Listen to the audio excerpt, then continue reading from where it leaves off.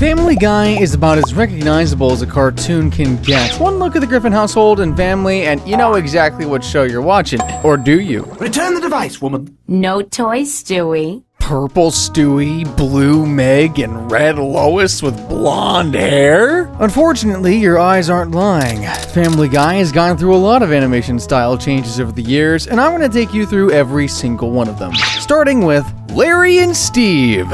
No, nobody knows Larry and Steve? Well, you may know them better as Peter and Brian. Mr. Sulu, ahead warp 9. What do you think they eat?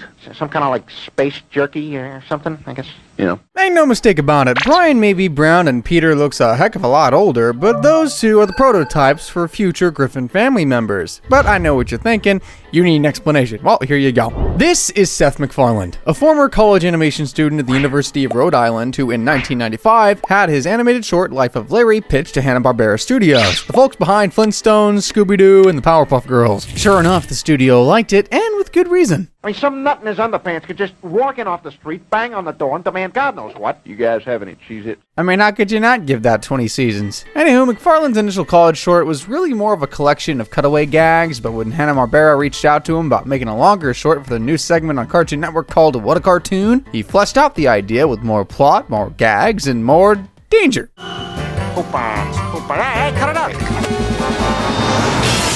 Family Guy has rarely delved into being this cartoony, but I guess you gotta play into your audience when you literally aired on a Saturday morning. The short, appropriately titled Larry and Steve, starts with Steve, a talking dog, stuck in a shelter where he's just about to be fracking euthanized. Eesh, this early in the series. Life of Brian, you ain't special. Anywho, Larry comes along and meets his future friend-to-be and is the only human who can understand him to boot. You know, I once had a Jack Russell Terrier that spoke Dutch, but I couldn't understand a word he was saying. Larry adopts Steve, takes him home to show him his new apartment quarters, and then quickly has literally everything break, meaning they gotta go do some shopping. After a frankly way too dangerous car ride, the two arrive at the mall where they've gotta get a new lamp. Larry picks the absolute brightest bulb he can, and just as any future Peter Griffin would do, inadvertently uses it as a lightsaber, sending Steve across the entire mall, up towards the clouds, and into a frackin' plane.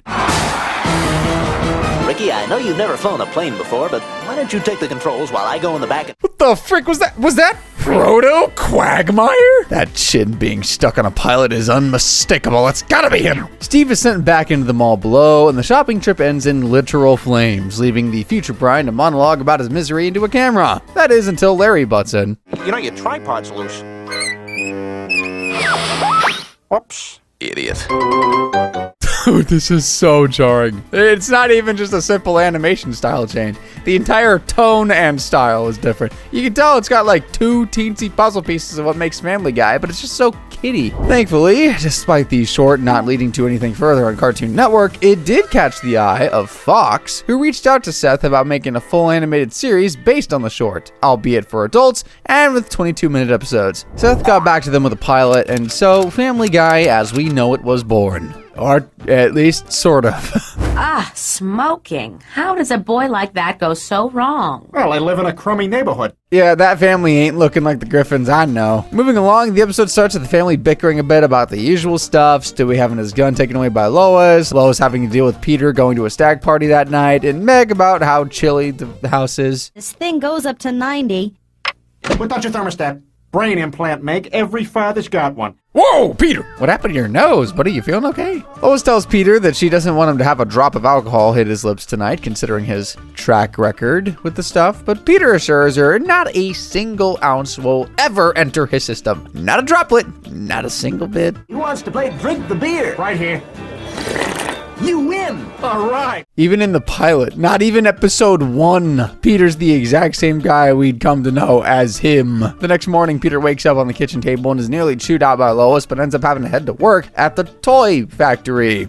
Not quite working for the Pawtucket Brewery yet, and considering he's already having trouble dealing with his liquor, that's definitely a good thing. Even still, Peter's drunken state has him fall asleep on the job, making him miss some potentially unsafe toys that end up heading out to market. Come on, Timmy! Throw the silly ball!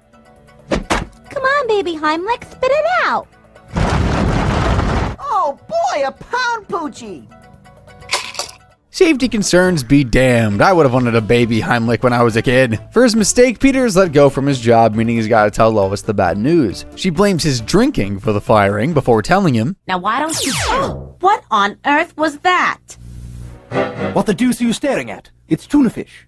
And nothing else. Well, whether he's wearing purple or red, Stewie still wants to murder his mother. No changes there. Surprisingly, that's as much of the pilot as we have today. Apparently, Fox only aired the first chunk of the episode to give audiences a preview of what's to come. Sure enough, on January 31st, 1999, the show finally made its full-fledged debut, right after the Super Bowl, no less. And we finally got to see how the pilot continued on. And so, we finally make it. The first episode of Family Guy, Death Has a Shadow. And while it definitely feels more rudimentary compared to what's to come, this is so much of a step up from that pilot. The humor is snappy, the family looks how we're kinda used to, and best of all, it seems today that all you see is violence in movies. we got an intro, baby! Anyhow, the beginning of the episode is mostly exactly the same as the pilot, with the most notable difference that Quagmire is the friend who hands Peter his beer at the stag party. After that, he wakes up on a table, heads to work, gets fired, and is stuck looking for a new job. This time, though, Peter has second thoughts about telling Lois about his employment issues. Lie to her. It's okay to lie to women. They're not people like us. Hey, where's the other guy?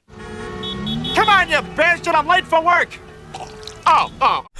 Even angels can't escape the hell that is a traffic jam. Peter tries to get a bunch of new gigs, but none of them seem to be working out here. Brian tells Peter he should probably come clean to Lois as soon as possible, but even when the perfect time comes, he just can't bring himself to do it. Hey, how'd she take it? I told her she was fat. Nope. While a dog might actually learn a lesson from that, I don't think Peter can. Out of options, though, Peter waddles his way to the welfare office and walks out with a check of $150 a week. I'm sorry, $150,000 a week. Thankfully for Peter, government incompetence strikes yet again. Speaking of incompetence, let's talk about Stewie's aim. Stewie, why don't you play in the other room? Why don't you burn in hell? No dessert for you, young man. You can tell the writers love playing up the evil side of Stewie's evil genius a lot in these early seasons. But yeah, Peter starts blowing off some of his welfare checks super quickly, explaining to Lois that he got a raise, and as anyone who makes $150,000 a week would do, he decides the family is going to start eating like royalty. Yeah, I'd like 6,000 chicken fajitas, please. I beg your pardon? If he keeps eating like that, I'm not certain Peter's going to be able to enjoy his money for long. Eventually, though, it all comes crashing down as the mailwoman delivers the family welfare check directly to Lois, and obviously, she ain't happy. Peter realizes he's going to have to return all this money back to the American taxpayers he's leached off of, but he needs a flashy way of doing it to catch Lois's attention. Super Bowl! Oh, boy, I hope Lois is watching. Okay, taxpayers, here you go. Crowd is storming the field. This is pandemonium. We're talking about football fans here, Peter. You should have known these people are always one step away from rioting. Peter's stunt gets him tossed in jail, eventually leading to a court case to punish him for his welfare fraud. He makes a heartfelt apology that despite wanting to give his family a better life, he shouldn't have lied to the government, and even worse, his wife. Aw, how touching. I mean, he seems like he really learned a lesson and won't do it again. Maybe they can let Peter off with a warning. I'm sentencing you to 24 months in prison. Oh, no. Oh, no. Oh, yeah. The hand of justice is about as cold as a nice glass of Kool-Aid. Thankfully, when all hope seems lost, Stewie whips out his mind control device and reverses the judge's decision, and even manages to get Peter his job back too. What an unsung hero. While this episode still looked a bit rougher than what we're used to, all those thicker lines and bigger eyes actually kind of gave this era of Family Guy a lot of charm, even if sometimes you got a bit of this. Ugh. So despite the quality of the show and decent ratings, Family Guy ended up being canceled by Fox after just season 3. Thankfully, after Adult Swim picked up the rebroadcasting rights to the show, Family Guy grew a cult fandom, which eventually led to Fox deciding to pick the show right back up again. And as well as a new season, the show also got a new budget, and with it, better animation. So here we are at season 4, episode 1, North by North Quahog. The episode starts with Lois and Peter christening the new sheets, both figuratively with a new animation style, and unfortunately, also very literally. All right, that's enough.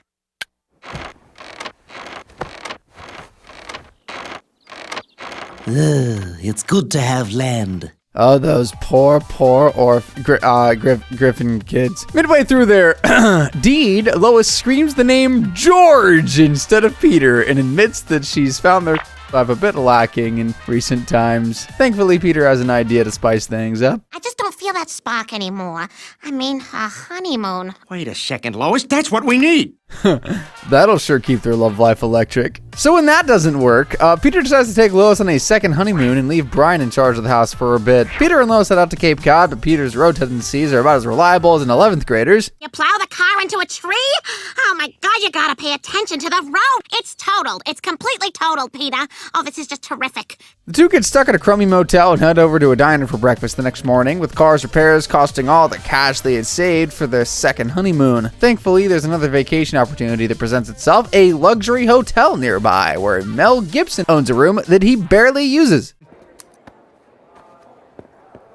Excuse me, I'm Mel Gibson. Peter manages to convince hotel staff that he's Mel Gibson with this convincing disguise before he and Lois get busy later that night. Once more, though, Lois yells another man's name instead of Peter's, meaning this entire trip was for nothing. It could be worse, though. Their love life could be British. Almost.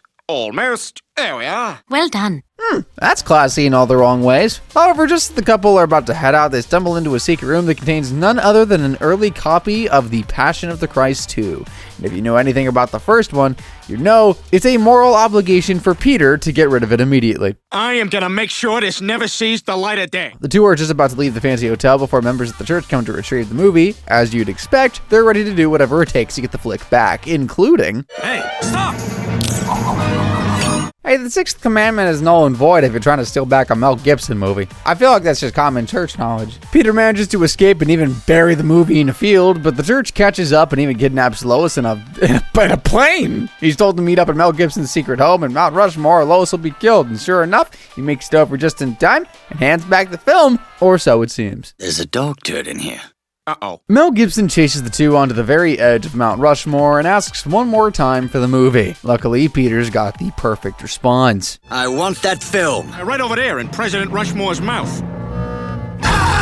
Christians don't believe in gravity. And as if they haven't pissed off enough Christians in this episode already, they had to have one more teensy jab tossed in there. And to cap it all off, Lois's love for Peter returns, and they do it right then and there on George Washington's head. Great! You can tell, though, just how much the animation style was up to this one. That entire fight on Rushmore was so much more cinematic than Family Guy had ever been up to that point. However, we can't talk about Family Guy's animation style changes without bringing up the time it had about 15 different styles in one episode. You all knew this was gonna be here. Road to the Multiverse. You can ask all the birds in the sky. This animation style is a literal cinema, no ifs, ands, or buts. It all starts off with a family at Clam Day, a local Quahog celebration chock full of clam-themed freak shows, carnival games, and... Oink. Oh my God. Yes, he's something, isn't he? pig competitions that are won by genetically perfect swine, like your mother. Yeah, so Stewie offers to show Brian how he got that pig, whipping out his handy-dandy multiverse remote. He types in a date and blasts to a different dimension with Brian, arriving in a universe where Christianity never existed, allowing for science to flourish. Really just knocking on Christians today, aren't we? Thanks, honey. Say hi to your husband. Oh, I got AIDS again. All gone. Brian's blown away by the spectacle of this dimension and wants to check out more universes while they're already out and about. They hit the remote and zap over to another universe that looks oddly similar to an iconic Stone Age cartoon. Rock, Peter? That was wonderful rock we had last rock night. This humor sure doesn't rock, I'll tell you that. Fed up with the awful jokes, Brian and Stewie head over to the next universe, which apparently was completely taken over by Japan. あなた様のチンチンに献上いたします。 Huh, accurate. The two decide to head on home, but quickly realize they've stumbled into a universe where everyone has two heads, one happy, one sad. Okay, that's fracking random. Apparently, Stewie hasn't fully tested this brand new remote yet, which is always a good thing to hear when you're hopping between universes on a whim. After getting stuck in ice in a dimension where everyone just always has to poop, they make it to one of the most iconic Family Guy gags of all time.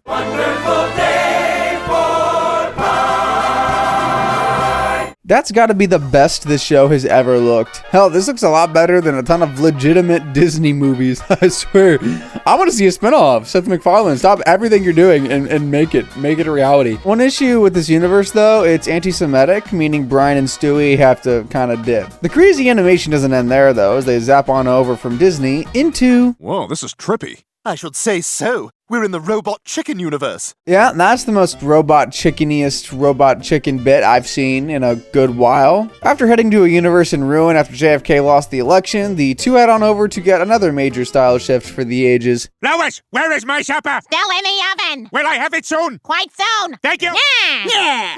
Yeah. I feel like if this episode was made today, this would be a Minecraft joke or some kind.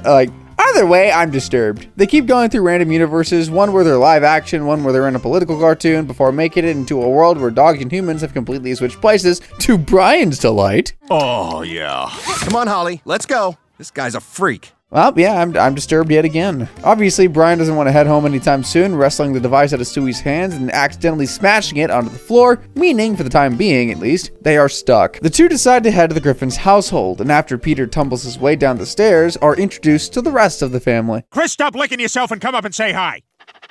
My daughter, Meg. Our puppy, Stewie.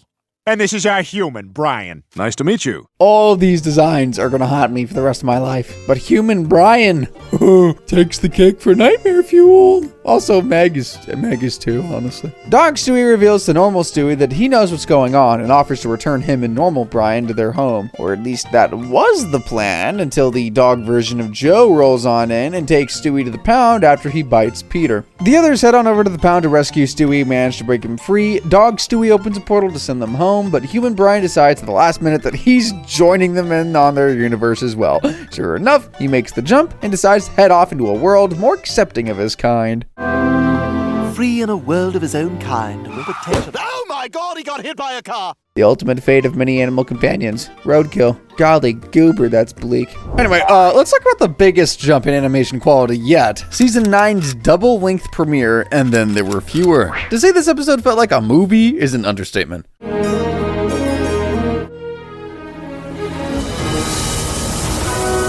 Even without those movie-like effects, you gotta appreciate the show's jump to HD, even ditching the square aspect ratio of the older seasons in favor of a new 16:9 proportion. This looks sleek as hell. Anywho, the episode kicks off with the Griffins being invited to a party in a mysterious manner, hosted by someone anonymous. Well, obviously, there's no smarter option than to blindly head out right away. Little aside though, this opening credit sequence is amazing looking. Those 3D environments and shadows all look fantastic. It's clear the animators are making the most of their new budget and upgrades here. The family arrives at the spooky-looking mansion when, oddly, a bunch of other families arrive as well. From Joe and Bonnie to Mort and Muriel, it seems like everyone in town was invited to this thing, and I do mean everyone.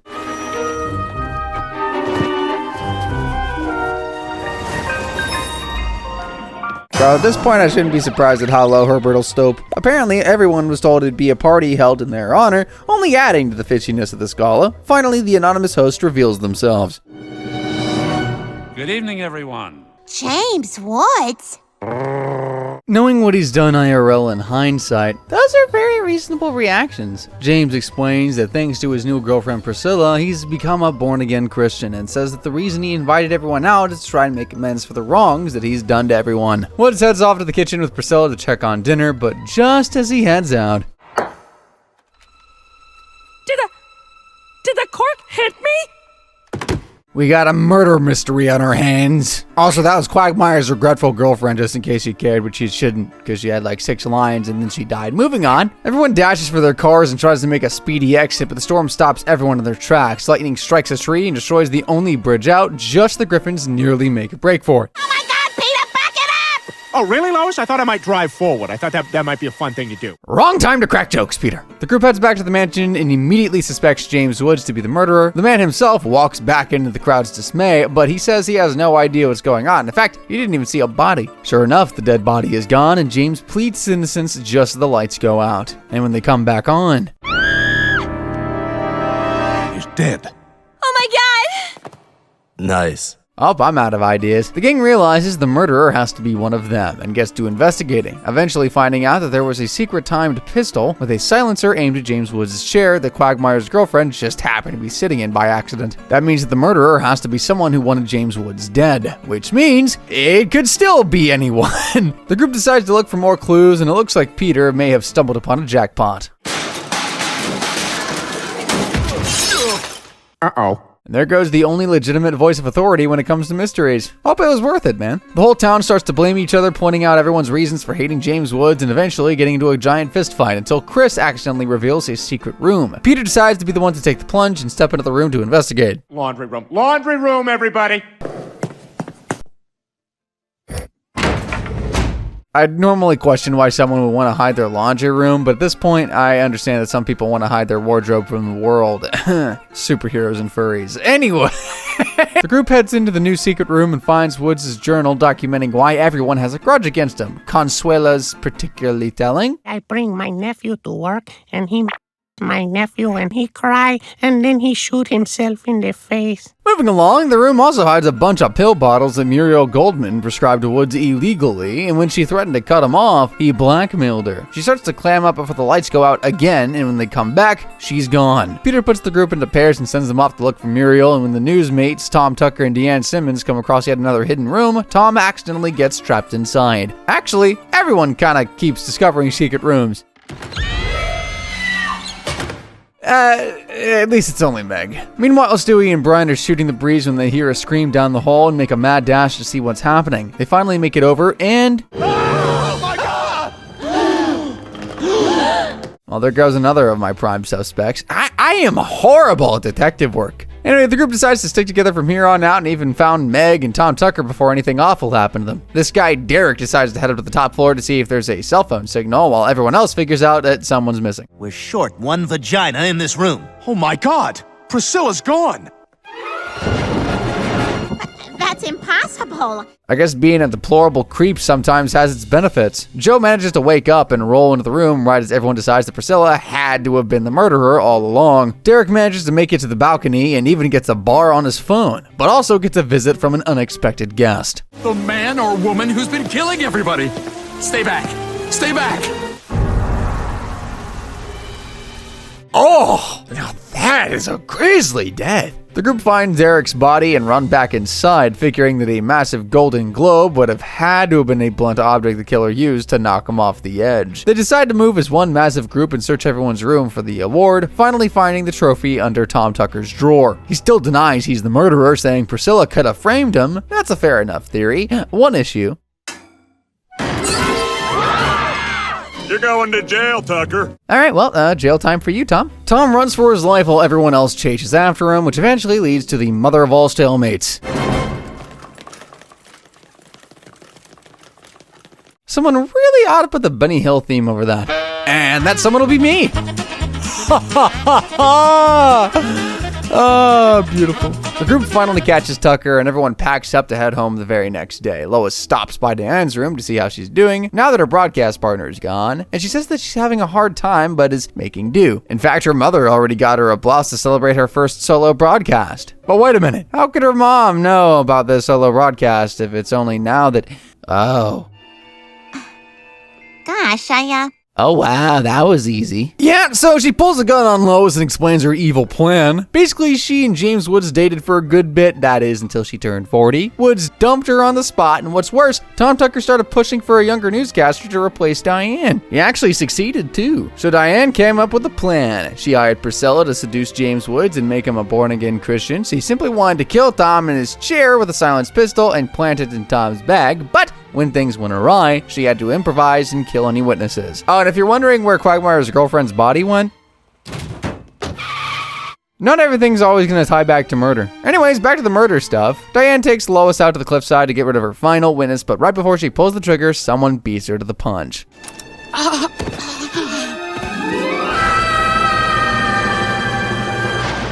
Well, what goes around comes around, I guess. But who shot Diane? Who saved Lois? I'll give you a hint. It's not who you'd expect. If anybody's gonna take that down, it's gonna be me. That is the coldest thing I have ever seen. And it's the ending of the episode on top of that. Suffice to say, this was a hell of a bang to kick off Family Guy's newer era of animation. Sure, the show's movement may have gotten a bit stiffer with its future episodes, but not every episode can be a full frackin' movie like this. But okay, maybe you're already craving a bit of the older style. Well, I got good news for you. Back to the pilot, it's got you covered. It is so creepy. And remember you had an Irish coffee the day we went to see Philadelphia? Oh, they're setting up cutaways. Look at how far things have come. That old version of Stewie just looks so very wrong compared to the one in the window. Things start off with Brian telling Stewie he wants to show him his coolest tennis ball, but unfortunately he buried it somewhere and can't find it. This is the most dog thing I've ever seen Brian do in a very long time. Stewie says he can help Brian find it if he knows when he buried it, and sure enough, he's got it on lock. January 31st, 2003. The two head into Stewie's time machine and zap back in time, arriving at... Here we are. It's our house, but somehow it looks a little different. Ladies and gents, the wonky backgrounds are back. Rejoice! And the aspect ratio changed back too. Gotta appreciate that tiny little detail. So Brian finds where he's buried his ball, but Stewie says not to dig it up until they get back to the present so they don't alter time. The two head inside quickly so Brian can use the bathroom, but old Stewie starts heading upstairs, causing the boys to have to hide. Hey, who the deuce are you? Yeah, you can really see the differences between the new and old styles here. Brian accidentally hitches a ride to Peter's stag party, causing Stewie to have to blast on over to him. He sets up the return device, but before they head home, they get one last glimpse of the good old days. There's the old gang we've gotten to know so well over the years. TV's not even plugged in. Honestly, how did I not notice that before? The device beams them forward, but not all the way to the present, as it looks like the batteries died before they can make it all the way. They'll need some cash to get some new batteries, but luckily... Oh my god, quick, grab some money. Do you have pockets? See, at least Peter's insane ideas panned out for the future. The two make a getaway with the money, but Peter's blimp starts coming down on them, and they're forced to make a quick escape into the not-so-distant future, the day of Peter's trial. They even see the Kool-Aid Man right before he's gonna make his big entrance, but end up distracting and delaying him a bit. I know he only accepted that money because he... Oh yeah! Never miss your cue for a punchline, or else this'll happen. You guys did this! I can't tell if we just witnessed another death, but I'm gonna say no with an asterisk. The two finally make it back to the present, but something seems off. Brian's got a giant trophy being unveiled to honor him. And for what, you ask? For stopping the 9/11 terrorist attack. Oh, I can't even express how mad I am at you right now. Oh, yeah, that's a Brian move right there. Apparently, when Brian was using the bathroom, he was actually warning old Brian about 9/11, and so he had ample time to stop the attacks. He even filmed it, because of course he would, he's an arrogant little frick. Apparently, Brian's actions inadvertently caused President George Bush to lose re-election, in turn causing the southern states to secede from the country. Brian insists that saving those 3,000 lives was worth it, though, and wants to head 5 years into the future to prove his point. Stewie takes the bet, heads forward, and things look a little odd. Wow, everything looks slicker. Hey, Lois, I found some double-sided tape. I think I can do about 7 minutes worth of funny stuff with it. I don't know what the hell is happening with this art style. It's too clean. I need something messier. Look outside. Oh my god. That's not what I meant. Take it back. Take it back. Yeah, Brian's actions led to a full-on apocalypse, even turning Joe into a Terminator and Quagmire into a frog. Yeah, I guess that works. So Brian and Stewie head back to the pilot to stop their older selves from telling their even older selves about 9/11, and to make a long story short, it works. We made 9/11 happen! All right, high five! Well, that probably wouldn't look very good out of context. To be fair, this is probably the only time you'll be able to cheer over 9/11. Might as well take advantage of it. However, just as it seems like everything has turned out perfectly, Lois congratulates Brian on writing Harry Potter, so the two head back to prevent that from being said. It gets real confusing from here, as Stewie and Brian's keep popping up to try and prevent things from happening, and yeah, it's just a mess, man. Wait! No! Hold it! Stop! I don't know what I'm doing here. I'm just looking for the can. It just gets more and more and more confusing. Like, trust me, I can't explain it if I tried. I'm already struggling with this. Eventually, Stewie holds a vote to see who'd prefer stopping 9/11 over letting it happen, and letting it happen wins. And so everyone just heads on home then, except for one final pairing who go back in time a little further than even the initial Stewie and Brian went. Get the back in your time machine! Get back to the present and stay there! Look, just calm down. Yep, that'll solve things, all right. The future Stewie and Brian cease to exist because of timeline alterations, and everything heads back to normal, sorta. I'm gonna need the couch. The gang and I are gonna watch the game. Let's unplug the TV and get going. Honestly, that last gag sums up this episode really quite well. A little of the old, a little of the new. Really fun episode that both showed us what Family Guy could have looked like, what it does look like, and what it used to look like. Dang, you could make a YouTube video around that concept. Wait a minute. And that's all I've got for today's video. But if you want to see more about how shows' animation styles change over time, check out my video on The Simpsons changes by clicking this video here. Have a good one.